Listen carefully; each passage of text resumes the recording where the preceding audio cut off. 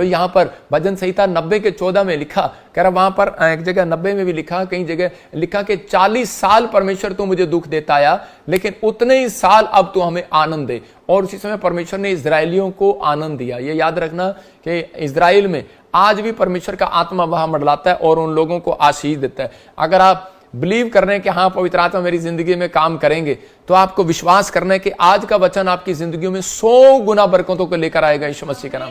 हम भजन संहिता 56 के 8 में पढ़ते हैं, तो मैं उन लोगों के बोल रहा हूं कि बहुत सारे लोग निराश हो गए हैं।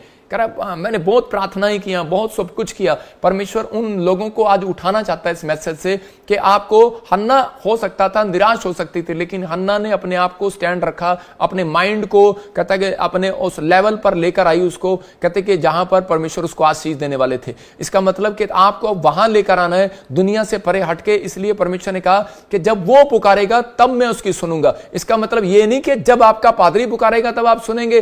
पवित्र आत्मा कह रहा है पुकारना आपको भी पड़ेगा। भजन संहिता में यहां पर 4 के 3 में कहा उसने, कहता जब तू पुकारेगा तब मैं सुनूंगा, लेकिन उसके बाद दूसरी शर्त उसकी ये है कि आप पवित्र होकर आओ। कहता है लेकिन उसके साथ कहता है कि वो बताना चाहता है, कहता है कि इसी के 56 के 8 में कहता है कि मैं तेरे, अगर आप पवित्रताई से चले और आप प्रार्थना की, आपने खुद प्रार्थना की, बेशक आपको उत्तर ना मिला हो, लेकिन परमेश्वर इस वचन में फिर कह रहा है 56 के 8 में कह रहा है कि तू मेरे मारे मारे फिरने का हिसाब रखता है, तू मेरे आंसुओं को अपनी कुप्पी में रख ले, क्योंकि उनकी चर्चा तेरी पुस्तक में नहीं है। परमेश्वर की पुस्तक में कहता है कि आपका दुख नहीं है।